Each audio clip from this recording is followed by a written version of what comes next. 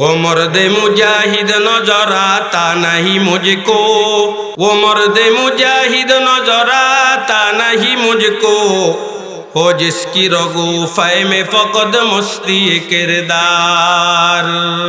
सूफी की शरीयत में फ़क़द मस्ती अहवाल, फ़क़ीह की शरीयत में फ़क़द मस्ती गुफ्तार। ये के चश्मे ज़दन गाफिल आज़ा शाहनबाशी, ये के चश्मे ज़दन गाफिल आज़ा शाहनबाशी, शायद के नगाहे कुनदा गाह नबाशी, शायद के नगाहे कुनदा गाह नबाशी। गरशर को से ता गर्व हो एक माले के अंबार, और अर्श से ता फरश फर हो दिरहम दीनार। गर बहरे अगर दुर्रे बने फारिस बने कोहसार, और एक तरफ हो के मेरे सैयद अबरार, और एक तरफ हो के मेरे सैयद अबरार। गर साले के मिसकी से कहे अब तू किया ले, सब चो करना लैने मोहम्मद को उठा ले, सब चो करना लैने मोहम्मद को उठा ले। सुब्हानक ला इल्म लना इल्ला मा अल्लमतना इन्नका अंतल अलीमुल हकीम। अल्लाहुम्मा अन्फअनी बिमा अल्लमतनी व अल्लिमनी बिमा यनफअनी व ज़िदनी इल्मा। अल्लाहुम्मा ज़िदनी ईमाना व फ़िक़्हन व इल्मा व यकीना। रब्बि इश्रह ली सदरी व यस्सिर ली अमरी वहलुल उक़दतम मिन लिसानी यफ़क़हू क़ौली। रब्बि यस्सिर वला तुअस्सिर वतम्मिम अलैना बिल खैर। आज আমার আলোচ্য বিষয় মাতা পিতার কাছে সন্তানের পাওনা ও অধিকার। কখন থেকে সন্তানের এই অধিকার শুরু হয়? গর্ভে আসার আগ থেকেই। সন্তান গর্ভে আসার পর মাকে বলা হয়, ও মা বেশি বেশি কোরআন তেলাওয়াত করো, বুজুর্গানে দ্বীনের জীবনী পড়ো, কারণ এর প্রভাব তোমার গর্ভস্থ সন্তানের উপর পড়বে। ও মা, তোমার কি মন চায় না তোমার ছেলে আব্দুল কাদের জিলানী হোক? তাহলে তুমি সন্তান গর্ভে রেখে আব্দুল কাদের জিলানীর মায়ের জীবনী পড়ো। আল্লাহ রাব্বুল আলামিন তোমার মতো মায়ের গর্ভ থেকে অসংখ্য অগণিত নবী রাসূল সৃষ্টি করেছেন, এবং অসংখ্য অগণিত আউলিয়ায়ে কেরাম পয়দা হয়েছে তোমার মতো মায়ের গর্ভ থেকে। এই জন্য মা,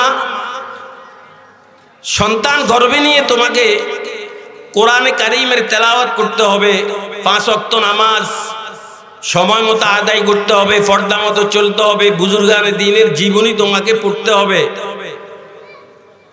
আজ অত্যন্ত আফসোসের সাথে বলতে হয়, মা সন্তান গর্ভে নিয়ে ঘন্টার পর ঘন্টা টিভি সিনেমার সামনে বসে থাকে আর টিভি দেখে। বলে টিভি দেখলে নাকি জ্ঞান বাড়ে।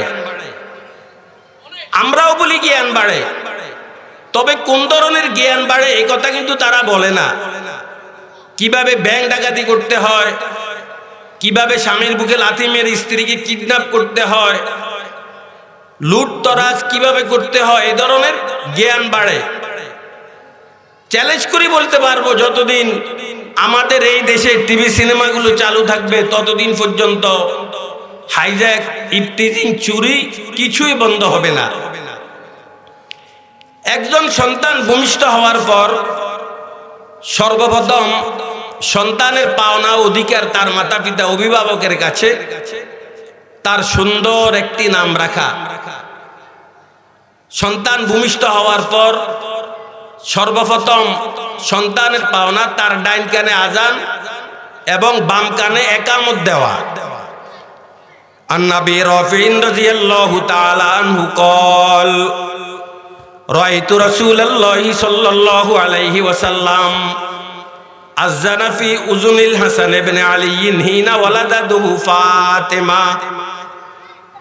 হযরত ফাতিমা রাদিয়াল্লাহু তাআলা আনহা যখন হাসান রাদিয়াল্লাহু তাআলা আনহুকে জন্ম ভূমিষ্ঠ করেছেন, আমি আল্লাহর নবীকে হাসানের ডাইন কানে আজান এবং বাম কানে একামত দিতে দেখেছি। সন্তান জন্মের সাথে সাথে যদি গোসল দেয়া সম্ভব হয়, গোসল দিয়েই তার ডাইন কানে আজান, বাম কানে একামত। এই আজানের একামতের জন্য বাংলাদেশের জাতীয় মসজিদের খতিবকে আমদানি করতে হবে না। একজন সাধারণ মানুষ হোক না সে রিক্সা চালক, যদি সুন্দরভাবে আজান দিতে পারে তাহলে তার ডাইন কানে আজান এবং বাম কানে একামতের ব্যবস্থা করবেন। আল্লাহ না করুন কোন জায়গা কোন এলাকা যদি পুরুষ শূন্য হয়ে যায়, আজান দেওয়ার জন্য কোনো পুরুষ পাওয়া না যায়, মহিলারাও তার বাচ্চার ডাইন কানে আজান এবং বাম কানে একামত দিতে হবে, তবে উচ্চ স্বরে না, একদম নিম্ন স্বরে, শুধু বাচ্চার কানে আওয়াজ যায় মতো আজান আর একামত দিবে। আজান আর একামত এটা বাচ্চার অধিকার, পাওনা, সুন্নত। সুন্নত বটে এবং তাদের অনেক হিকমত আছে।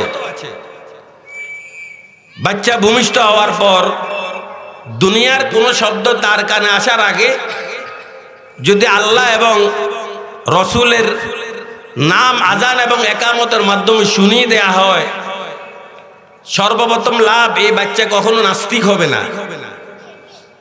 দ্বিতীয় নাম্বার, যৌবনের শব্দ উন্মাদনায় আমল আখলাক কিছুটা নষ্ট হয়ে গেলেও বার্ধক্যকালে তওবা করে ফিরে আসবে এই আজান ও একামতের বরকতে। তিন নাম্বার, দেহ দানবের অনিষ্টতা থেকে আল্লাহ পাক এই বাচ্চাকে হেফাজত করবেন। চার নাম্বার, উম্মুস সিবিয়ান একটা রোগ হয় বাচ্চাদের, দেখবেন অনেক বাচ্চাকেই দেখা যায় হঠাৎ হাত পাও লম্বা করে, চক্ষু উল্টি ফেলে, মুখ দিয়ে পেনা ছেড়ে দেয়, জ্ঞান হারিয়ে ফেলে। এটাকে উম্মুস সিবিয়ান বলা হয়। এই উম্মুস সিবিয়ান নামক রোগ থেকে আল্লাহ পাক এই বাচ্চাকে হেফাজত করবেন। মা উলিদা লাহু ওয়ালাদুন ফাআযানা ফি উযুনিহিল ইয়ুমনা ওয়া আকামা ফি উযুনিহিল ইউসরা লাম তাজুরহু উম্মুস সিবিয়ান। ডাইন কানে আজান আর বাম কানে একামত দিলে উম্মুস সিবিয়ান নামক রোগ এই সন্তানটাকে কখনো গ্রাস করবে না। আজানের পর্ব শেষ হওয়ার পর বাচ্চার যে পাওনা, যে অধিকার আপনাদের কাছে, একজন আল্লাহওয়ালা, একজন বুজুর্গ, দিনদার মুত্তাকি ফরেজগার হোক না উনি মহিলা, উনার কাছে নিয়ে যাবেন। নেওয়ার পর উনি একটা খেজুর চিবিয়ে লালা মিশ্রিত খেজুরের কিছু অংশ এটা বাচ্চার মুখে দিবে। এটাকে আরবিতে বলা হয় তাহনিক।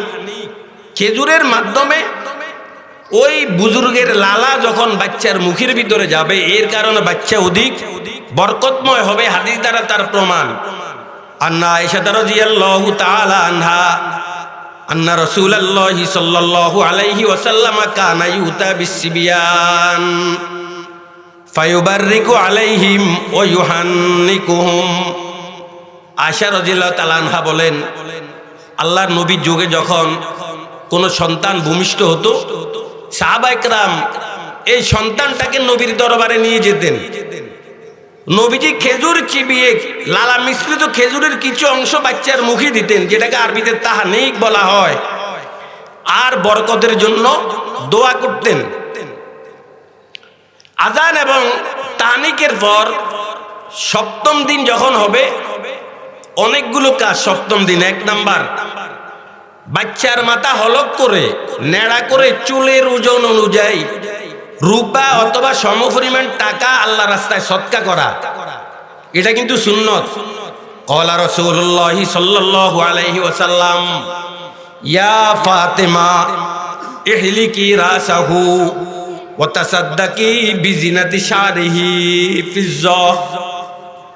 হযরত হাসান রাদিয়াল্লাহু তাআলা ভূমিষ্ঠ হওয়ার পর আল্লাহর নবী উনার কলিজার টুকরা ফাতেমাকে বলেছেন, মা, তোমার সন্তানের মাথা হলক করে চুলের ওজন অনুযায়ী রূপা, চাঁদি যেটাকে বলা হয়, বা সমপরিমাণ টাকা আল্লাহ রাস্তায় সদকা করো। সপ্তম দিনের দ্বিতীয় নম্বর কাজ, বাচ্চার নামে আকিকা দিবেন। যদি পুত্র সন্তান হয় দুটো ছাগল, কন্যা সন্তান হলে একটি ছাগল। দুটো ছাগল যদি দেওয়া সম্ভব না হয়, একটা দিলেও আপনার চলবে।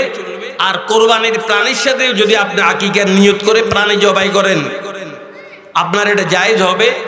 আকিকের গোশত সন্তানের মাতা পিতা খেতে পারবে, আত্মীয় স্বজন, ধনী গরিব বড়লোক সকলেই আকিকের গোশত খেতে পারবে। অনেকে আমাদেরকে মাসালা জিজ্ঞাসা করে, হুজুর আকিকের গোশত নাকি যার নামে আকিকে দেওয়া হয় তার মাতা পিতা খেতে পারে না? এটা একদম ভুল একটা কথা। ও বাচ্চাও যদি খেতে পারে, বাচ্চাকেও খাওয়াতে পারবেন আকিকার গোশত। এটা বরকতি গোশত, সবাই খাবেন, টাটসে খাবেন, এটা খাওয়াটা একদম বৈধ। আকিকে দেওয়ার পরে আসুন তার নামের ফালা পৃথিবীর সব কিছুর পরিচয় বহন করে তার সুন্দর একটি নাম।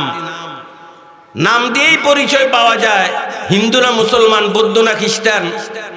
স্বয়ং বাচ্চার সুন্দর একটি নাম রাখার জন্য জনাব রাসূলুল্লাহ সাল্লাল্লাহু আলাইহি ওয়াসাল্লাম আমাদেরকে হাদিসে বলেছেন যে বাচ্চার সুন্দর একটি নাম রাখো। ক্বালা রাসূলুল্লাহ সাল্লাল্লাহু আলাইহি ওয়াসাল্লাম ইন্না আহাব্বা আসমাইকুম ইলাল্লাহি আব্দুল্লাহ ওয়া আব্দুর রহমান। ও আমার সাহাবীরা, আল্লাহর কাছে সর্বাধিক প্রিয় নাম আব্দুল্লাহ এবং আব্দুর রহমান। আল্লাহ পাকের গুণবাচক নাম রহমান। আব্দুল্লাহ এবং আব্দুর রহিম, আব্দুর রহমান, এগুলো আল্লাহ পাকের, রহমান আল্লাহ পাকের গুণবাচক নাম, এগুলো প্রিয় নাম। সাম্মু বিআসমাইল আম্বিয়া। ও আমার উম্মতেরা, নবীদের নামে তোমরা তোমাদের সন্তানদের নাম রাখো। ইদ্রিস, ইয়াহিয়া, মুসা, ইব্রাহিম, ইসহাক, এভাবে অনেক নবীর নাম আছে, জাকারিয়া, দাউদ। নবীদের নামে তোমরা তোমাদের সন্তানদের নাম রাখো। নবীদের নামে যদি ভালো না লাগে, একজন সাহাবীদের নামে সন্তানের নাম রাখো, তাও যদি ভালো না লাগে, একজন আল্লাহওয়ালার নামে তোমাদের সন্তানের নাম রাখো। কারণ সন্তানকে কাল কিয়ামতের ময়দানে তার নাম ধরে এবং তার মাতা পিতার নাম ধরে আহ্বান করা হবে। সুন্দর একটি আনকমন নাম নয়, সুন্দর নাম। এমন নাম রাখতে হবে যে নাম শুনলেই বোঝা যায় বাচ্চাটি মুসলমান। এমন নাম রাখবো না যে নাম শুনলে বাচ্চা মুসলমান কিনা বুঝতে কষ্ট হয়। বাবা তোমার নাম কি? রকেট, বৃষ্টি, মিষ্টি, তুষার, অরুণ, বিবাস, উত্তম, কানামেয়া, সানুমেয়া, সগিরমেয়া, রমজান আলী, কোরবান আলী, ইতু, বিতু, তিফতি, মূলা, গাজর, বেবি, টেম্পু, সীমান্ত, এগুলো তো আছে, এটা নাই বললাম। গাজর, মূলা, টেম্পু। আপনি যদি সন্তানটাকে জিজ্ঞাসা করুন, বাবা তোমার নাম কি? ও যদি বলে আমার নাম টেম্পু বা আমার নাম রকেট, আপনাকে বুঝতে দেরি হবে এই বাচ্চাটা মুসলমান কিনা। এমন নাম রাখতে হবে যে নাম শুনলেই বোঝা যায় বাচ্চাটি মুসলমান। মনে রাখবেন, ভালো নামের ভালো প্রভাব আছে, খারাপ নামের খারাপ প্রতিক্রিয়া আছে। কিন্তু হাকিম মোহাম্মদ থানভী রহমতুল্লাহ আলাইহির দরবারে এক লোক এসে বলছি, হুজুর আমার মাথা ব্যথা, শরীর থেকে কখনো জ্বর যায় না। বাবা তোমার নাম কি রেখেছো? হুজুর আমার নাম রেখেছি কালিমুল্লাহ। ও কালিমুল্লাহ, এটা কালমুন থেকে। কালমুন শব্দের ভিতরে আঘাতের ইঙ্গিত আছে, আঘাত, জখম। থানভী রহমতুল্লাহ আলাইহি কালিমুল্লাহ পরিবর্তন করে তার নাম রেখে দিয়েছেন সালিমুল্লাহ। সালিম মানে শান্তি। সালিমুল্লাহ রাখার পর কিছুদিন যাওয়ার পরে লোক থানভী রহমতুল্লাহ আলাইহির কাছে এসে বললেন, হুজুর আপনি কি ওষুধ দিয়েছেন জানি না, কালিমুল্লাহ ছিল এতদিন, আমি অসুস্থ ছিলাম, এখন সালিমুল্লাহ রেখেছেন, নামের বরকতে আমি সুস্থ হয়ে গিয়েছি। এটা নামেরই একটা প্রভাব। আল্লাহ সাহাবায়ে কেরাম জনাব রাসূলুল্লাহ সাল্লাল্লাহু আলাইহি ওয়াসাল্লামকে প্রশ্ন করেছেন, ইয়া রাসূলুল্লাহ, সন্তান ভূমিষ্ঠ হওয়ার পর সন্তানের কি অধিকার, কি পাওনা মাতা পিতার কাছে? নবী করিম সাল্লাল্লাহু আলাইহি ওয়াসাল্লাম বলেছেন, আই ইউহসিনা ইসমা, তার সুন্দর একটি নাম রাখবে, আনকমন নয়, সুন্দর একটি নাম।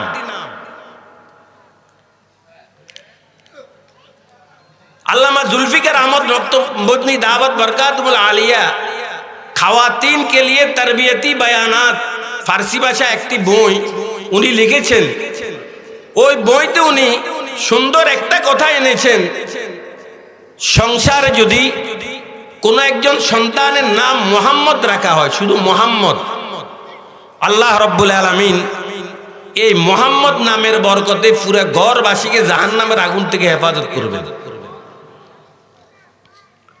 খুতবাতে হাকিমুল ইসলামের মধ্যে আল্লামা কারি তৈয়ব সাহেব রহমতুল্লাহ আলাই চমৎকার একটি ঘটনা লিখেছেন। কাল কিয়ামতের ময়দানে, হাসর ময়দান যখন কায়েম হয়ে যাবে,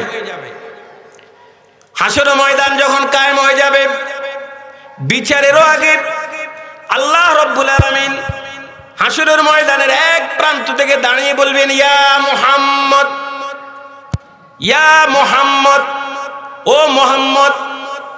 আল্লাহ রব্বুল আলামিনের এই ডাকের সাথে সাথে মুহাম্মদ নামী যত লক্ষ কোটি মানুষ আছে সকলে দাঁড়িয়ে যাবে। আল্লাহ পাক বলবেন, ও আমার বান্দারা কেন দাঁড়িয়েছো? আমি তো তোমাদেরকে ডাক দেই নাই, আমি আমার নবী মুহাম্মদকে ডাক দিয়েছি, যেহেতু আমার নবী মুহাম্মদের মাধ্যমে জান্নাতকে উদ্বোধন করা হবে, এই জন্য আমি আবার নবীকে ডেকেছি। তোমরা কেন দাঁড়ালে? বান্দাগুলো বিনয়ের সাথে বলবে, আল্লাহ আপনি বলেছেন শুধু মুহাম্মদ, আপনার নবীর নাম নির্দিষ্ট করে আপনি বলেন নাই, শুধু মুহাম্মদ বলেছেন। দুনিয়াতে আমাদের মাতা পিতাও আমাদের নাম মুহাম্মদ রেখেছে, আমরা ভেবেছি বোধহয় আমাদেরকে ডাক দিয়েছেন, এই জন্য আল্লাহ দাঁড়িয়ে গিয়েছি, বেয়াদবি হয়েছে কিনা, বসে যাব কিনা। আল্লাহ পাক বলবেন, ও আমার বান্দারা তোমাদেরকে বসতে হবে না, আমি রহমানুর রহিম, আমার দয়ার শুরু আছে, আমার দয়ার শেষ নাই। আমার নবীর নাম মুহাম্মদ, তোমাদের নামের সাথে যেহেতু আমার নবী মুহাম্মদের নামের মিল রয়েছে, যাও আমার নবী মুহাম্মদের পিছনে পিছনে তোমরাও জান্নাতে চলে যাও। নামটা ছিল শুধু কি মুহাম্মদ, কত বড় বরকতি নাম। এই জন্য বাচ্চা যখন ভূমিষ্ঠ হবে তার সর্বপ্রথম অধিকার সুন্দর একটি নাম রাখবেন, অর্থবহ, কোরআন হাদিস সমর্থন করে, অর্থবহ একজন বড় ওলি আল্লাহর নামে তার নাম রাখারটা চেষ্টা করবেন। আনকমন নামের পিছনে পড়বেন না। নবীজি আনকমন নামের কথা বলে নাই, নবীজি বলেছেন সন্তানের সুন্দর একটি নাম রাখো, সুন্দর নাম। এক ভদ্রলোক একজন আলেমের কাছে এসে বলেছেন, হুজুর আমার ছেলেটা খুব দুষ্টামি করে, ওর একটা তাবিজ দেন। এই কথা বলে ভদ্রলোক তার সন্তানকে ডাক দিয়েছে, বাবা পাপ্পু এদিকে আসো। পাপ্পু পাপ্পু হেঁটে হেঁটে পাও পাও করে বাপের কোলে বসে বাপের গাল বাড়া দিল একটা ঘুষি। বাপ হেসে হেসে বলছে, আব্বু হুজুরকে একটা মারো, হুজুরকে একটা কষে মারছে। হুজুর আমি বলছি না আমার ছেলেটা খুব দুষ্ট, যে আমাকেও একটা মারলো আপনাকেও একটা মারলো। হুজুর আমার টাকার অভাব নেই, একটা ভালো দেখে তাবিজ দেন। হুজুর ছিল খুব বিচক্ষণ, হুজুর সাথে সাথে বললেন, দরমিয়ানে কারে দরিয়া তখতে বন্ধম কর দাই, দরমিয়ানে কারে দরিয়া তখতে বন্ধম কর দাই, বাজে মিগু ইকে দামন তোর মুকুন হুশিয়ারে বাস। ও ভাই শুনো, তুমি তাবিজের জন্য আমার কাছে এসেছো, শুনো। সর্বপ্রথম তুমি তোমার এই সন্তানের নাম রেখেছো পাপ্পু। তোমার এই সন্তানটা যখন বড় হবে সে তার নামের মিল খুঁজবে, আমার নামের সাথে কার নামের মিল। সে যখন দেখবে পাপ্পু নামে কোনো নবীর নাম নেই, কোনো রসুলের নাম নেই, কোনো সাহাবী ওলি আল্লাহর নাম নেই, সে তার নামের মিল খুঁজে পাবে টিভি সিনেমা আর অভিনেত্রীদের সাথে। সুতরাং তোমার ছেলে বড় হলে ওই টিভি সিনেমা আর অভিনেত্রীদের মতো হয়ে যাবে। দ্বিতীয় নাম্বার, তোমার এই সন্তান যখন তোমার গাল বাড়ায় চড় মারলো, তুমি সেটা হাসি মুখে বরণ করে নিয়েছো। শুনো, বাপের গালে, মুরব্বীদের গালে কিভাবে চড় মারতে হয় এই ট্রেনিংটুকু তোমার ছেলে তোমার কোলে বসে নিয়ে ফেলেছে। তোমার এই ছেলে যখন বড় হবে তোমার মতো কোনো দাঁড়ি ফাঁকাওয়ালা মুরব্বীদের গালে ঘুষি মারতে সে আর ভয় করবে না। তৃতীয় নাম্বার, তোমার বলার উচিত ছিল আব্বু হুজুরকে সালাম করো, তা না বলে তুমি বলেছো আব্বু হুজুরকে একটা মারো। হুজুরকে ঘুষি কিভাবে মারতে হয় তোমার এই সন্তান তোমার কোলে বসে শিখে ফেলেছে। তোমার এই সন্তানটা যখন বড় হবে তার ঘুষি থেকে বাংলার কোনো বড় আলেমও রেহাই পাবে না। সুতরাং তোমার ছেলের তাবিজের প্রয়োজন নয়, তোমার প্রয়োজন, ছেলের প্রয়োজন নয়, তোমার তাবিজের প্রয়োজন। তুমি তো তার হকটা আদায় করলে না। খলিফাতুল মুসলিমিন ওমর ফারুক রাদিয়াল্লাহু তাআলা দরবারে এক লোক এসে বললেন, আমিরুল মুমিনিন, আমার এই সন্তান আমার অধিকার আদায় করে না, আমার হক আদায় করে না, আমি আপনার কাছে তার উপযুক্ত বিচার চাই। খলিফাতুল মুসলিমিন ওমর রাদিয়াল্লাহু তাআলা খাদেমকে বললেন, খাদেম রে, ডান্ডা বের করো, ডান্ডা মারো। বাপে নালিশ দিতেছে, বাপ বিচার প্রার্থী, সরাসরি সন্তানের বিপক্ষে, তাকে ডান্ডা মারো। ডান্ডা যখন উঠালো মারবে, এমনই সেই মুহূর্তে এই সন্তানটা বললেন, হে আমিরুল মুমিনিন, সন্তানের কাছে যেমনি ভাবে মাতা পিতার কিছু পাওনা আছে, আমি জানতে চাই মাতা পিতার কাছে সন্তানের কোনো পাওনা আছে কিনা। উমর রাদিয়াল্লাহু তাআলা বললেন, অবশ্যই পাওনাটা কিন্তু উভয় দিক থেকে, সন্তানও তার মাতা পিতার কাছে কিছু পায়, আবার মাতা পিতাও সন্তানের কাছে কিছু পায়। তবে দুনিয়াতে আগে মাতা পিতা আসে নাকি সন্তান আসে, কথা বলেন? আগে মাতা পিতা আসে। এই জন্য মাতা পিতা আগে সন্তানের হক আদায় করতে হবে, তারপরে সন্তান মাতা পিতার হক আদায় করবে। আগে আদায় করতে হবে মাতা পিতা। আমিরুল মুমিনিন, কি পাওনা সন্তানের আমি জানতে চাই। খলিফাতুল মুসলিমিন ওমর ফারুক রাদিয়াল্লাহু তাআলা বললেন, সন্তানের এক নাম্বার পাওনা, সন্তানের জন্য ভালো একটি মা নির্বাচন করা। তোমার সন্তান যাকে আম্মু বলবে, মা বলবে, তোমার সন্তান যাকে আম্মু বলে ডাকবে, তোমার সন্তানের আম্মুটা যেন একজন বংশধারী মহিলা হয়, এটা তার এক নাম্বার পাওনা। গার্মেন্টসে চাকরি করেন, হঠাৎ একটা মেয়ে আপনার চয়েস হয়ে গেল, আপনি বিয়ে করে ফেললেন। নোয়াখালী থেকে গাড়িতে চড়ে আপনি ঢাকা গেলেন, পাশের সিটের মহিলাটা আপনার পছন্দ হয়ে গেল। রিক্সাতে বসে আপনি কোথাও গেলেন, রিক্সার মহিলাটা আপনার পছন্দ হয়ে গেল, আপনি বিয়ে করলেন। না ভাই, একজন ভালো মেয়ে আপনাকে যাচাই করে বিয়ে করতে হবে, কারণ এই মেয়েটাকে একদিন আপনার সন্তান মা বলবে। হুজ্জাতুল ইসলাম ইমাম গাজালি রহমতুল্লাহ আলাইহি ইহয়া উলুম আদ-দ্বীন এই কিতাবে লিখেছেন, দাম্পত্য জীবন স্থায়ী, সফল, সুখী ও স্বাচ্ছন্দ্যময় হওয়ার জন্য স্ত্রীর ভিতরে 8টা গুণ থাকা অপরিহার্য। নারীর ভিতরে 8টা গুণ যদি থাকে, ওই নারীটাকে তুমি বিয়ে করবে। কয়টা গুণ? সবাই বলেন কয়টা গুণ? যাকে তাকে বিয়ে করতে পারবেন না, কারণ আপনার সন্তান কিন্তু ওকে মা বলবে। সন্তান যেন একজন ধার্মিকা, একজন আল্লাহওয়ালাকে মা বলে, এটা তার অধিকার, এটা তার পাওনা। এক নাম্বার, নারী দিনদারি হইতে হবে। কি হইতে হবে? ক্বালা রাসূলুল্লাহি সাল্লাল্লাহু আলাইহি ওয়াসাল্লাম, তুনকাহুল মারআতু লিআরবাইন, লিমালিহা ওয়া লিজামালিহা ওয়া লিহাসাবিহা ওয়া লিদীনিহা ফাসবার বিজাতিদ্দীন। ও আমার সাহাবীরা, গ্রামগঞ্জে, শহরে, বন্দরে মানুষ সাধারণত 4টি জিনিস দেখে বিয়ে করে। তুনকাহুল মারআতু লিআরবাইন, লিমালিহা, সম্পদ দেখে বিয়ে করে, ওয়ালি জামালিহা, সৌন্দর্যতা দেখে বিয়ে করে, ওয়ালি দীনিহা, ওয়ালি হাসাবিহা, বংশমর্যাদা দেখে বিয়ে করে। আমার সাহাবীরা, মানুষ তো এই 4টা জিনিস দেখে বিয়ে করে। তোমরা কি দেখে বিয়ে করবে শুনে নাও। ফাসফার বিজাতিদ্দীন, তোমরা ধার্মিকতা দেখে বিয়ে করবে।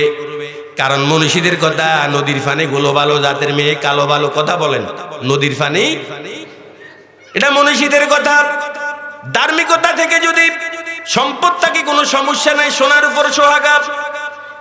ধার্মিকতা থেকে যদি সুন্দরী হয় কোনো সমস্যা নেই। ধার্মিকতা দেখে যদি বংশমর্যাদা ভালো হয় কোনো সমস্যা নেই। ধার্মিকতা নেই তবে সম্পদ আছে, খবরদার এই মেয়েটাকে কখনো বিয়ে করবে না, কারণ সম্পদ চিরকাল মানুষের কাছে থাকে না। ও যুবক, যদি সম্পদ দেখে বিয়ে করো, যতদিন মেয়ের সম্পদ থাকবে মেয়েটাকে তোমার কাছে ভালো লাগবে। আর সম্পদ চিরকাল মানুষের কাছে থাকে না। সকাল বেলার ধনী রে তুই, ফকির সন্ধ্যা বেলা নদীর এই কুল ভাঙে আর ওই কুল গড়ে, এই তো নদীর খেলা। এই জন্য আমার সাহাবীরা শুধু সম্পদ দেখে বিয়ে করো না, সম্পদ চিরকাল থাকে না। যদি সম্পদ দেখে বিয়ে করো, যতদিন সম্পদ থাকবে মেয়েটাকে তোমার কাছে ভালো লাগবে। যখন সম্পদ শেষ হয়ে যাবে মেয়েটাকে আর তোমার কাছে ভালো লাগবে না, নির্যাতনের স্টিম রোলার চালু হয়ে যাবে। আমার সাহাবীরা শুধু সৌন্দর্যতা দেখে বিয়ে করো না, কারণ সৌন্দর্যতা এটা চিরকাল কোনো নারীর দেহে লেগে থাকে না। বিয়ের দিন মহিলাটা যে পরিমাণ রূপসী ছিল, রূপ লাবণ্যতা কত উন্নত মানের আকর্ষণীয়, চন্দ্রের মতো ফুটফুটে চেহারাওয়ালা, যখন 1 বছর 2 বছর যাবে, 2-1টা বাচ্চা হয়ে যাবে, তার গায়ে বাঁশ পড়ে যাবে, চেহারাতে বাঁশ পড়ে যাবে, চোখের নিচে কালো হয়ে যাবে।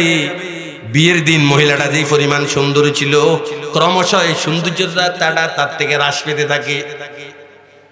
আরে মহিলার সৌন্দর্য তো দূরের কথা, ফুলের সৌন্দর্য চিরকাল থাকে। ফুল হাফেজ সিরাজি রহমতুল্লাহ আলাই বলেছেন, শুনো হাফেজ বত গোয়াম কেগুল তাজা নমি মানাত, শুনো হাফেজ বত গোয়াম কেগুল তাজা নমি মানাত, अगर मानन शबे दीगर नमी माना, हेजाबे नो अरूसा बर दरे शाहर नमी मानात, अगर मानन शबे दीगर नमी मानत, गुलाज गुलशन जुदा गश्तज तुरु ताजा नमी मानात, अगर मानन शबे दीगर नमी मानत, अगर मानन शबे दीगर नमी मानत।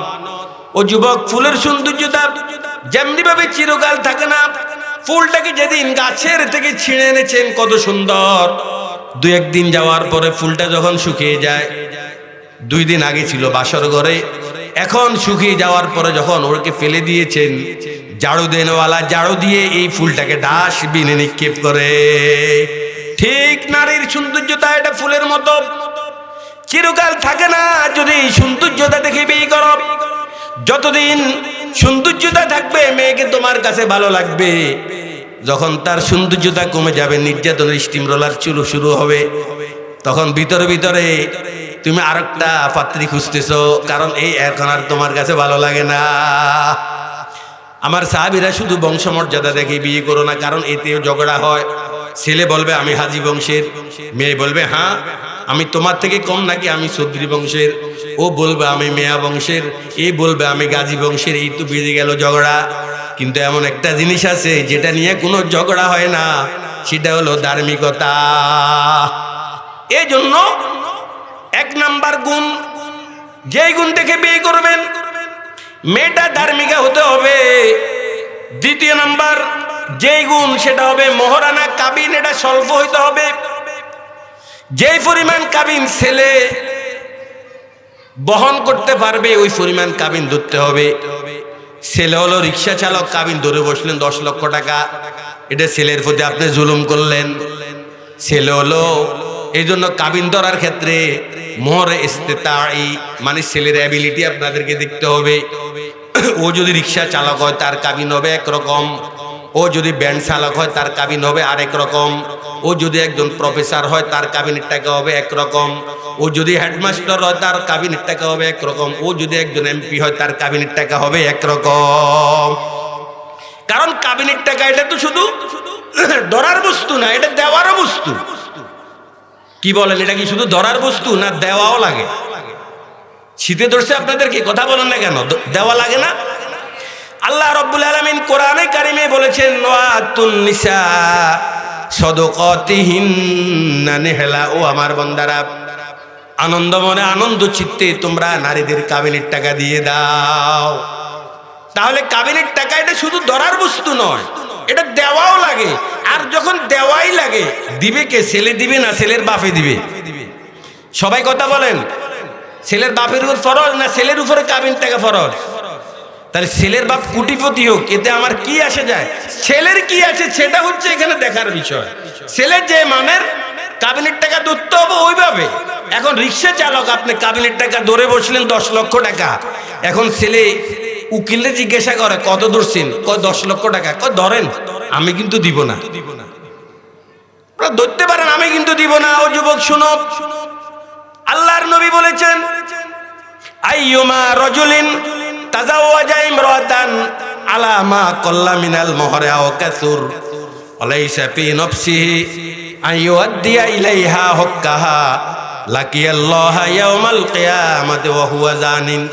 কোন যুবক যদি এই নিয়তে বিয়ে করে আমি কাবিনের টাকা দিব না, ধরুক, যারা ধরার ওরা ধরুক, আমি কিন্তু দিব না। ও যুবক, নবীজি বলেছেন যতবার এই যুবক নারীর গায়ে হাত দিবে, যতবার এই যুবক নারীর চেহারার দিকে তাকাবে, টাচ করবে, প্রত্যেকবার জেনার গুনাহ তার আমলনামায় উঠতেই থাকবে। এই জন্য দিব না, এই কথা বলার কোনো সুযোগ নেই, দিতে হবে। আর দেওয়ায় যখন লাগে, ছেলের এবিলিটি আপনাদেরকে অবশ্যই যাচাই করতে হবে। আপনার বাড়ি হাজি বাড়ি, মেয়া বাড়ি, তাতে আমার কি হলো? বাড়ির নাম দিয়ে কি কাবিনের টাকা পরিশোধ হয়? ছেলের এবিলিটি আপনাদেরকে দেখতে হবে। আমার বন্ধুগণ, বন্দার যত হক আছে, কাবিনের টাকা এটা সবচাইতে বড় হক। এই পৃথিবীর মাটি উপড়ে পেললে দেখা যাবে হাজার হাজার, 9 লক্ষ লক্ষ মানুষ স্ত্রীর কাবিনের টাকা না দিয়ে মৃত্যুবরণ করেছেন। আল্লাহ না করুন আপনার স্ত্রী যদি কিয়ামতের ময়দানে আল্লাহর দরবারে আপনার বিরুদ্ধে মামলা দায়ের করে, ও আল্লাহ, আমার এই পাষণ্ড স্বামী আমাকে তার মনের মতো ব্যবহার করেছে, যেমন ইচ্ছা তেমন আমাকে ব্যবহার করেছে, যখন ইচ্ছা তখন ব্যবহার করেছে, আল্লাহ আমার সতীত্ব সম্ভ্রম লুটে নিয়েছে, তবে আল্লাহ আমার কাবিনের টাকা শোধ করে নাই, আজকে আমি বিচার চাই। আপনার স্ত্রী যদি আল্লাহর আদালতে আপনার নামে মামলা দায়ের করে বসে, খোদার কসম করে বলছি, আপনি সেদিন আল্লাহর আদালতে ধরা পড়ে যাবে। এই জন্য কাবিনের টাকা স্বল্প হতে হবে। নগদ দিতে পারেন, কাবিনের টাকা পরিমাণে একটা জমিন তার নামে রেজিস্ট্রি করতে পারেন, একটা দোকান তার নামে রেজিস্ট্রি করতে পারেন। তাও যদি না পারেন, মৃত্যুর আগে আপনি আপনার সন্তানদেরকে ওসিয়ত করতে হবে, আমার বাবারা, তোর মায়ের কাবিনের টাকা আমি শোধ করতে পারি নাই, আর্থিক স্বল্পতার সংকটের কারণে, মেহেরবানি করে আমার মৃত্যুর পরে তোমার মায়ের কাবিনের টাকা দিও। খবরদার, এটা মহিলার হক, এটা মাপ চাওয়ার কিছুই নেই।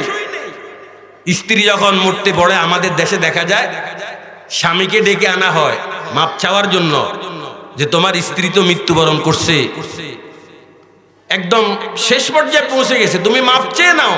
আর স্ত্রীকে বলা হয় তুমি তোমার স্বামীকে কাবিনের টাকা মাফ করে দাও। শুনেন, এটা আসলে কিন্তু মাফ হবে না। আপনি মাপ চাইবেন কেন? আপনি কি কাপুরুষ? আপনার ভিতর কি পুরুষত্ব নেই? কেন আপনি আপনার স্ত্রীর কাছে কাবিনের টাকা মাপ চাইবেন? এটা তো তার অধিকার, এটা তো তার হক, মাপ চাইবেন কেন? আর ওরা তো এত বোকার বোকা, ওরাও মাফ করো, তোমরা মাফ কেন করো? খবরদার, নারীদেরকে আমি বলছি, এখানে মাফের কিছু নেই। এ কাপুরুষকে তুমি কখনো মাফ করবে না, এটা তার অধিকার। কত টাকা আমরা ভিন্নভাবে নষ্ট করি। খবরদার, কাবিনের টাকার ব্যাপারে কোনো ধরনের গড়িমসি আমরা করব না, এটা নারীর হক। কাবিনের টাকা স্বল্প হওয়া 3 নাম্বার, উত্তম চরিত্রের অধিকারী হওয়া 4 নাম্বার, নারী রূপসী হওয়া 5 নাম্বার, নারী অধিক সন্তান প্রসবিনী হওয়া। এমন নারী আপনাকে বিয়ে করতে হবে যে বংশের নারীরা সন্তান বেশি দেয়। যে বংশের নারীরা সন্তান বেশি দেয়, তার মাকে দিয়ে বুঝবেন, তার বোনকে দিয়ে বুঝবেন। নবী করিম সাল্লাল্লাহু আলাইহি ওয়াসাল্লাম বলেছেন, তাজাওয়াজুল ওয়াদুদাল ওয়ালুদ ফাইন্নী মুকাসিরুম বিকুমুল উমাম। আমার উম্মতেরা, যে বংশের নারীরা স্বামীদেরকে ভালোবাসে, যে বংশের নারীরা সন্তান বেশি দেয়, তোমরা তাদেরকে বিয়ে করো, কার ময়দানে আমি আমার উম্মতের আধিক্যকে নিয়ে গর্ব করব। যে বংশের নারীরা সন্তান বেশি দেয়, ওদেরকে বিয়ে করো। মাশাআল্লাহ, আমরা তো আগেই খোঁজ নিই যে এর মায়ের বাচ্চা কজন। দেখো, যদি উকিলে বলে 8-10 জন, বাবা মাপসাই এই ফ্যামিলিতে আমার নিশ্চয় সিমসাম একটা ফ্যামিলি খোঁজ, যে ভাই বোন 2-1টা, শালা সুমুদি মাত্র 2-1টা। আল্লাহ, আমাদের দেশের মানুষ আজ এনজিওদের স্লোগানে হারিয়ে গিয়েছে। একসময় আমাদের এই দেশে স্লোগান ছিল ছেলে হোক মেয়ে হোক একটাই যথেষ্ট। আর বর্তমানে স্লোগান 2 সন্তানের বেশি নয়, 1 সন্তান হলে ভালো হয়। এভাবে দেখবেন উন্নতি লাভ করতে করতে একদিন আমাদের এই দেশে স্লোগান আসবে ছেলেরও দরকার নেই মেয়েরও দরকার নেই, বা শুধু লেডা লিডি হলে হবে, সন্তানের কোনো কি। খবরদার, নবী বলেছেন যে সংসার বংশের মেয়েরা সন্তান বেশি দেয় তোমরা ওদেরকে বিয়ে করো। যাকে বিয়ে করি বর্তমান জন্ম নিয়ন্ত্রণের মতো মহাপাপ আমরা জড়িত হয়ে গিয়েছি। জন্ম নিয়ন্ত্রণের 3টা ব্যবস্থা মনে রাখবেন। কয়টা ব্যবস্থা বলেন? 1 নাম্বার স্থায়ী ব্যবস্থা গ্রহণ করা। 2টা সন্তান অথবা 3টা সন্তান নেওয়ার পরে আপনারা স্থির করেছেন আর সন্তান নিব না, পোটলা কেটে ফেলেছেন, বাচ্চাদানি কেটে ফেলেছেন, এই স্থায়ী ব্যবস্থা গ্রহণ করা এটা হারাম, এটা জায়েজ নাই। আরেকটা হচ্ছে মেয়াদি ব্যবস্থা গ্রহণ করা। 2 বছর আর বাচ্চা নিব না, 3 বছর বাচ্চা নিব না, 5-7 বছর বাচ্চা নিব না, নির্দিষ্ট বুড়ি খাওয়ানো হয়, এই মেয়াদি ব্যবস্থা গ্রহণ করা হারাম, স্থায়ী ব্যবস্থা গ্রহণ করা হারাম। আর একটা হলো সাময়িক ব্যবস্থা। আপনার স্ত্রী মাশাআল্লাহ এত চিকন, এত দুর্বল, এত হ্যাংলা পাতলা, রোগ না এই রোগী, কোন মুসলিম তবিবে আজেক, কোন মুসলমান বিচক্ষণ ডাক্তার যদি আপনাকে পরামর্শ দেয় বা একটু স্লো গতিতে বাচ্চা নেন, প্রতি বছর এভাবে বাচ্চা নিতে গেলে আপনার স্ত্রীর প্রাণ নাশের আশঙ্কা আছে, অথবা আপনার দুধের শিশুর প্রাণ নাশের আশঙ্কা আছে। এভাবে কোনো মুসলিম তবিবে হাজেক, মুসলমান বিচক্ষণ ডাক্তার যদি আপনাকে পরামর্শ দেয় তাহলে আপনি সাময়িকের জন্য জন্ম নিয়ন্ত্রণ করতে পারেন, না হয় স্থায়ী ব্যবস্থা গ্রহণ করা হারাম, মেয়াদি ব্যবস্থা গ্রহণ করা হারাম। আর সাময়িক ব্যবস্থা এটা শর্ত সাপেক্ষে মাত্র জায়েজ। আপনার স্ত্রী যদি মাশাআল্লাহ একদম হৃষ্টপুষ্ট, প্রতি বছর বাচ্চা নিতে গেলে তার দেহের ভিতরে কোনো ধরনের ঘাটতি দেখা দিবে না, সেই রোগাক্রান্ত হবে না, এমত অবস্থায় আপনি সন্তান কন্ট্রোল করতে পারবেন না। কাল কিয়ামতের ময়দানে যদি আপনি এভাবে সন্তান কন্ট্রোল করতে থাকেন আপনার নামে সন্তান হত্যার মামলা করা হবে। এটা মারাত্মকতম কবিরা গুনাহ। আশ্চর্য লাগে, পৃথিবীর শ্রেষ্ঠ মাখলুকাত মানুষ, ওরা জন্ম নিয়ন্ত্রণ করে আর পৃথিবীর কোনো প্রাণী জন্ম নিয়ন্ত্রণ করে না। কুকুর কখনো জন্ম নিয়ন্ত্রণ করে না, 6 থেকে 7টা বাচ্চা জন্ম দেয়। ছাগল কখনো জন্ম নিয়ন্ত্রণ করে না, গরু কখনো জন্ম নিয়ন্ত্রণ করে না। ওই দিন পত্রিকায় দেখেছি একটা গরু একসাথে 2টো বাছুর জন্ম দিয়েছে। মাছ কখনো জন্ম নিয়ন্ত্রণ করে না, মাছ একসাথে 3 লক্ষেরও অধিক বাচ্চা দেয়। মোরগ কখনো জন্ম নিয়ন্ত্রণ করে না, একসাথে 22 থেকে 23টা বাচ্চা দেয়। জন্ম নিয়ন্ত্রণ করে সৃষ্টির সেরা জীব আশরাফুল মাখলুকাত মানুষ। কত বড় ফোড়া কোফাল ভাই! আপনার সন্তান কোনটা মেধাবী হবে আপনি জানেন কি? 2 নম্বরের সন্তানটা মেধাবী হবে না 3 নম্বরের সন্তানটা মেধাবী হবে না 4 নম্বরের সন্তানটা মেধাবী হবে? এমনও তো হতে পারে 2টা সন্তানের পর আপনি সন্তান নেওয়া বন্ধ করে দিয়েছেন। 3 নম্বরে যে সন্তানটা আসতো এটা একজন বড় আল্লাহওয়ালা হতো, 4 নম্বরে যে সন্তানটা আসতো এটা একজন বড় মুফতি হতো, 5 নম্বরে যে সন্তানটা আসতো এটা একজন বড় প্রেসিডেন্ট হতো।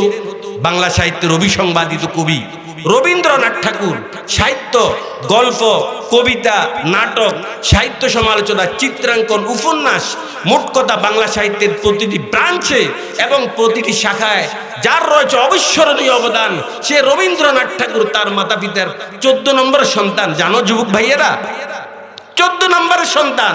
আজ যদি রবি ঠাকুরের মা 2টা বাচ্চার পরে সন্তান আসার পর বন্ধ করে দিত, আমরা বাংলা ভাষাভাষী তার অবিস্মরণীয় মেধা থেকে আমরা বঞ্চিত হয়ে যেতাম।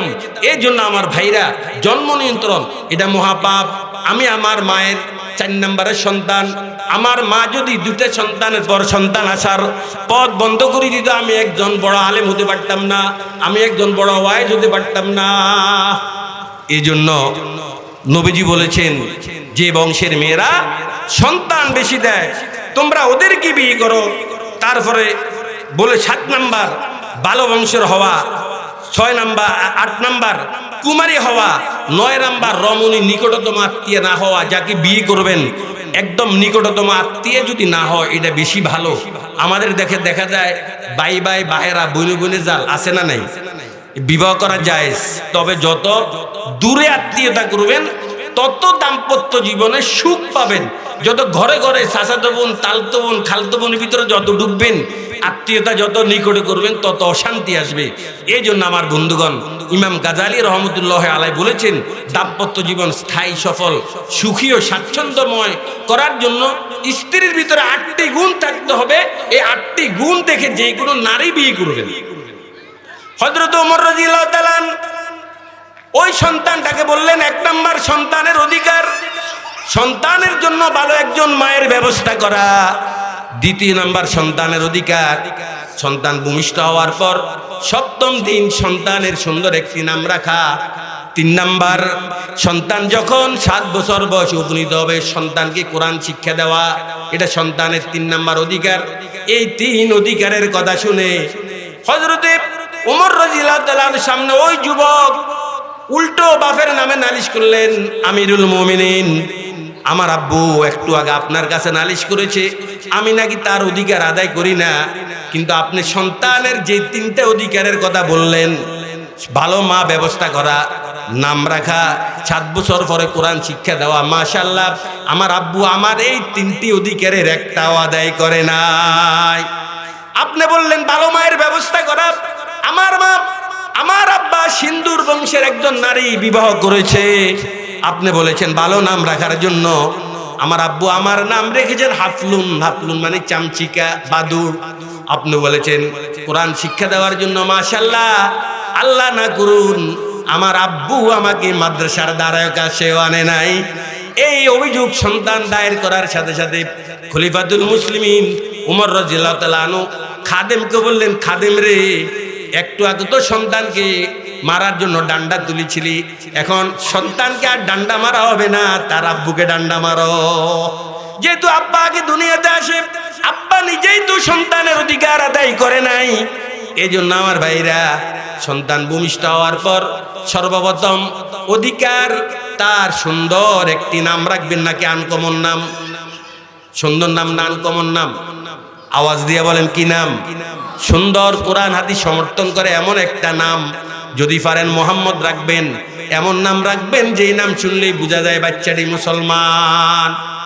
মা, তোমার সন্তান ভূমিষ্ঠ হওয়ার পরে সন্তানকে তোমার স্তনের দুধ খাওয়ানোর প্রয়োজন হয়। মাগো, সন্তানকে যখন দুধ খাওয়াবে, তোমার স্তন যখন সন্তানের মুখে নিবে, নেওয়ার আগে সর্বপ্রথম মা সুন্দরভাবে তুমি অজু করবে। অজু যদি সম্ভব হয়, অজু করার পরে বিসমিল্লাহির রহমানির রহিম পড়ে তোমার স্তনের মুখটি তোমার সন্তানের মুখের ভিতরে দিবে। 2 নাম্বার। 3 নাম্বার, তোমার এই সন্তান যতক্ষণ পর্যন্ত তোমার স্তন থেকে দুধ চষবে, তুমি যে কোনো একটা জিকির করতে থাকো। 4 নাম্বার, যতক্ষণ পর্যন্ত তোমার এই সন্তান দুধ চষবে, মনে মনে তুমি আল্লাহর দরবারে দোয়া করতে থাকো, ওগো আল্লাহ, আমার দুধের প্রতিটি চোষের পরিবর্তে আমার এই সন্তানের ভিতরে ইলমের দরিয়া প্রবাহিত করে দাও। মাগো, এভাবে যদি সন্তানকে দুধ খাওয়াও, তোমার সন্তান একজন বড় আলেম হোক আর না হোক, একজন দিনদার হবে, ফরজগার হবে, মুত্তাকি হবে। ইমামুল হিন্দ খাজা মঈনুদ্দিন আজমিরি চিশতি রহমতুল্লাহ আলাই, উনার চেহারা দেখে 90,000 বিজাতি ইসলাম ধর্ম গ্রহণ করে মুসলমান হয়েছে। 1 লক্ষ লোক উনার হাতে বয়াত গ্রহণ করেছেন। এই মঈনুদ্দিন আজমিরি চিশতি রহমতুল্লাহ আলাই একদা ঘরে হাসতে হাসতে ঢুকতেছেন, মায়ের দৃষ্টি পড়ে গেল। মা বললেন, বাবা মঈনুদ্দিন, আজকে তুমি বেশি হাসছো, ঘটনা কি? মা গো, আমি হাসবো না, কে হাসবে? মা, আমার এই চেহারা দেখে 1 জন নয়, 2 জন নয়, 90,000 বিজাতি ইসলাম ধর্ম গ্রহণ করে মুসলমান হয়েছে। 1 লক্ষ লোক মা আমার হাতে বয়াত, মা আমি হাসবো না, কে হাসবে? মঈনুদ্দিন আজমিরি চিশতি রহমতুল্লাহ আলাইহির মা বললেন, বাবা মঈনুদ্দিন, এটা কোনো তোমার কৃতিত্ব আর অবদান নয়, এটা একমাত্র আমি মায়ের অবদান। কিভাবে গো মা, বুঝলাম না আপনার অবদান। আজমিরির মা বললেন, বাবা মঈনুদ্দিন, 10 মাস 10 দিন আমি তোমাকে আমার গর্ভে ধারণ করেছি। এই 10 মাস 10 দিন বিনা, এই 10 মাস 10 দিন, আরে 24 বা কি, মায়ের গর্ভে কতদিন থাকে? 10 মাস 10 দিন আমি তোমাকে গর্ভে ধারণ করেছি। কোনো বেগানা পুরুষের চেহারার দিকে পর্যন্ত আমি তাকাই নাই, কোনো হারাম খাবার তো দূরের কথা, কোনো সন্দেহযুক্ত খাবারটুকু পর্যন্ত আমি এই 10 মাসে খাই নাই। বাবা মঈনুদ্দিন, তুমি ভূমিষ্ঠ হওয়ার পর 24 মাস আমার স্তনের দুধ চুষে তোমাকে বড় করেছিলাম। বিশ্বাস করবা মঈনুদ্দিন, এই 24 মাস বিনা ওযুতে কখনো আমি তোমাকে দুধ খাওয়াই নাই। সুবহানাল্লাহ বলে দিচ্ছে হয় না? বিনা ওযুতে তোমাকে কোনো দুধ খাওয়াই নাই। বাবা মঈনুদ্দিন, শীতের রাত, কনকনে শীত, পানি ঠান্ডা, গরম পানির ব্যবস্থা ছিল না। গভীর রাত যখন তুমি দুধের পিপাসায় চটপট করতে, কান্না করতে, আমি সুন্দরভাবে পুকুরে গিয়ে ওযু করে বিসমিল্লাহির রহমানির রহিম এই আয়াত পড়ে আমার স্তনের মুখ তোমার মুখের ভিতরে দিয়েছি।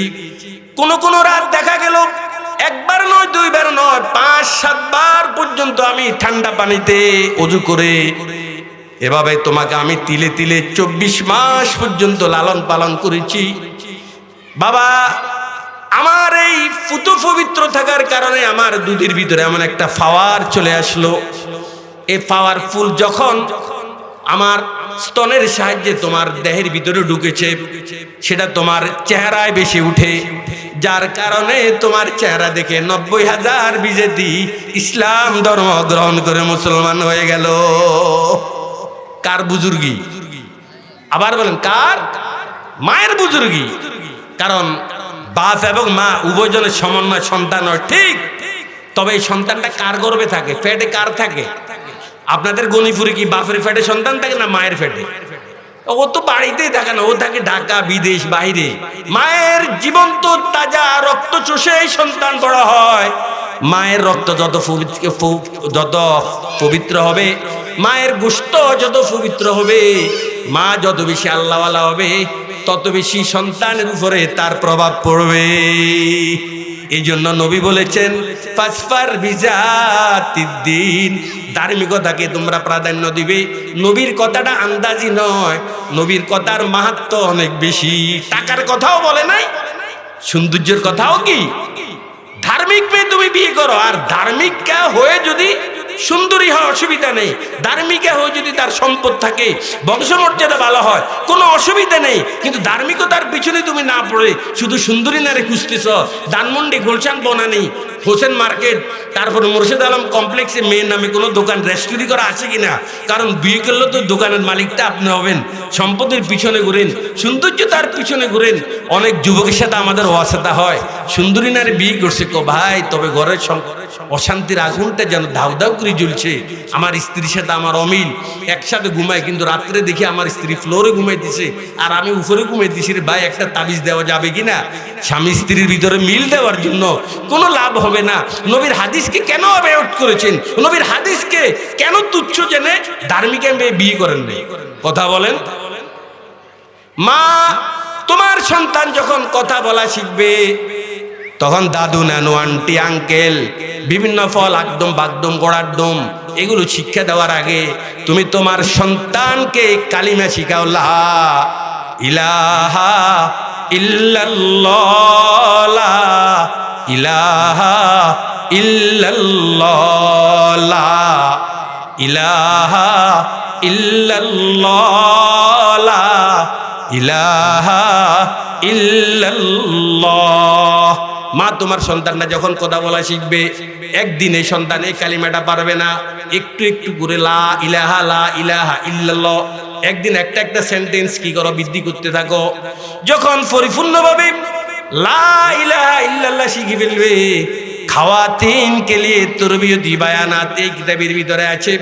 কোন মা, কোন বাপ যদি সন্তানের মুখ থেকে প্রথম কথা আল্লাহ বের করতে পারে, আল্লাহ বের করতে পারে, আল্লাহ রব্বুল আলামিন মাতা পিতার জীবনের সকল সগীরা গুনাহ মাফ করে দিবে। আল্লাহ বের করতে হবে। আকদম, বাগদম, গোড়ারদম, আঙ্কেল, আন্টি, এগুলো সব হবে পরে। আগে ওকে কালিমা শিক্ষা দিতে হবে, আল্লাহ শিক্ষা দিতে হবে, মোহাম্মদ শিক্ষা দিতে হবে। আমি নিজে 50 জন ছেলেকে প্রশ্ন করেছি কালিমা বলো, তাদের অধিকাংশ ছেলেই কালিমা বলতে পারে না। নবীর নাম জিজ্ঞাসা করেছি, নবীর নাম বলতে পারে না, অথচ সে 7 ডজন নায়ক নায়িকের নাম মুখস্থ বলতে পারে। ঘটনাটা কি? কালিমা শিক্ষা দিবেন তাকে। মাগো তোমার সন্তান যখন অধিক পরিমাণে কাঁদবে, মাগো সন্তানের কান্না কোনোভাবে বদ্ধ করা যাচ্ছে না। এমত অবস্থায় আমরা অনেকে কি করি, বাচ্চাকে ভয় দেখাই। খবরদার মা, বাচ্চাকে কখনো ভয় দেখানো যাবে না। বাঘ আসতেছে তোকে খেয়ে ফেলবে, কুমির আসতেছে তোকে খেয়ে ফেলবে, মা কখনো সন্তানকে এই বাচ্চাকালে ভয় দেখানো যাবে না। কারণ তার মনোবল দুর্বল হয়ে যাবে ছোটকাল থেকে, এই জন্য ভয় দেখানো যাবে না। অনেক মা কি করে, সন্তানকে মিথ্যে ওয়াদা দেয়, আমি তোমাকে চকলেট দিব, তোমাকে অমুক দিব, তমুক দিব, কিন্তু দেয় না। অনেকে কি করে, কান্না বন্ধ করার জন্য বাচ্চার হাতে মোবাইলটা তুলে দেয়। দেয় কি দেয় না, কথা বলেন? আল্লাহর গজব, এই মোবাইল ভিডিও চালু করে সন্তানের হাতে তুলে দেয়। ও মা, খিস্তে আউয়াল চুনে হাত মে মারে কাজ, খিস্তে আউয়াল চুনে হাত মে মারে কাজ, তাশায়া ও আদমি তাসরাইয়া মিরাওয়াত দেওয়ারে কাজ।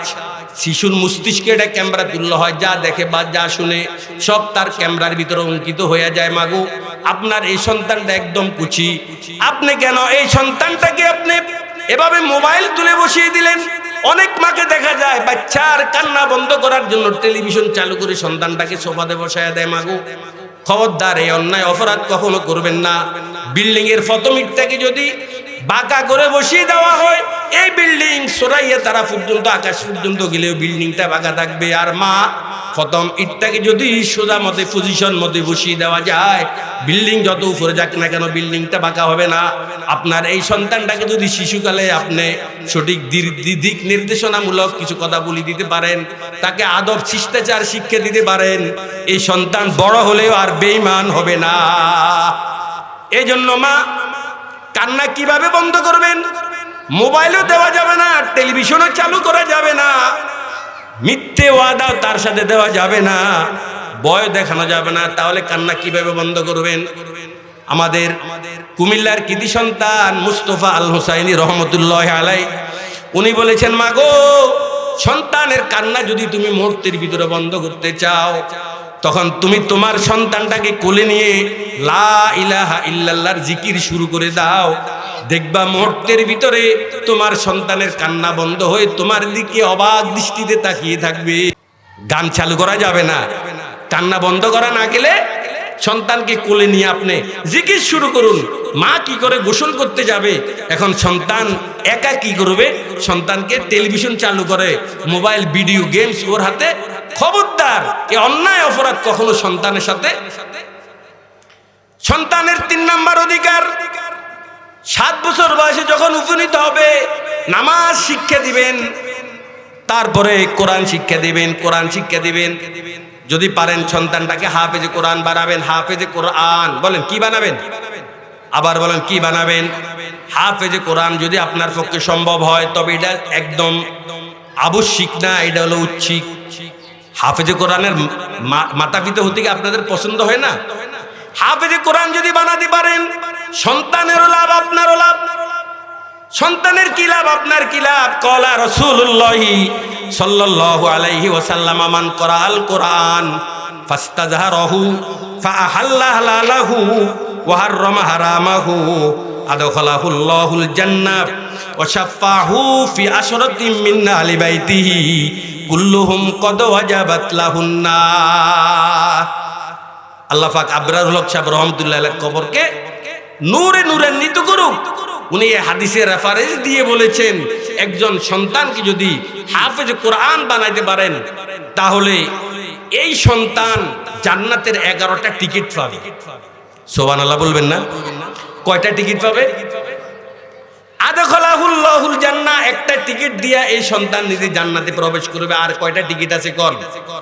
ওয়াশাফাহু ফি আশরাতিন মিন আলি বাইতিহি কুল্লুহুম কদ ওয়াজাবাত লাহুন নার। আর 10টা টিকিট দিয়া এই সন্তান তার মাকে নিবে, তার আব্বুকে নিবে, তার দাদা দাদু, নানা নানু, শ্বশুর শাশুড়ি, দুনিয়াতে যাদের সাথে তার রিলেশন ভালো ছিল, সম্পর্ক ভালো ছিল, আরো 2 জন।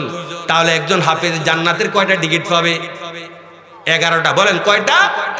আলহামদুলিল্লাহ, আমার 2টা ছেলে হাফেজে কোরআন। কয়টা ছেলে ঘর? তাহলে আমি কয়টা পাবো? 22টা। কয়টা পাবো? 22টা। 2টা ছেলে তো 2টা নিয়ে যাবে। আর কয়টা? আমরা মাতা পিতার 2 জন, এই তো আর 18টা, দাদা দাদু নানা নানু, সবার পরে তো আরো 12-13টা থেকে যাবে, আরো থাকবে না? তো যাদের সাথে তার সম্পর্ক ভালো ছিল ওদেরকে নিবে। বর্তমানে আমেরিকার টিকিটের জন্য কি দৌড়ঝাঁপ, অথচ আমেরিকায় গেলে আপনি ধনী হইতেও পারেন, নাও হতে পারেন, কারণ দুনিয়া এটা আপনি যত চেষ্টা করবেন এটা আসা বাধ্য না, আপনার রিজিকে যা আছে তাই আসবে। আমেরিকাতে গিয়ে তো অনেকে খালি যেতে আসছে, তো আমেরিকা যাওয়ার জন্য 50 লাখ 40 লাখ টাকা খরচ করে, আমেরিকার টিকিটের জন্য কত দৌড়ঝাঁপ, জীবনের নিরাপত্তা নাই, বাস চলে গেছে, প্রতিমধ্যে মারাও যায়। কোথায় আমেরিকার টিকিট আর কোথায় জান্নাতের টিকিট?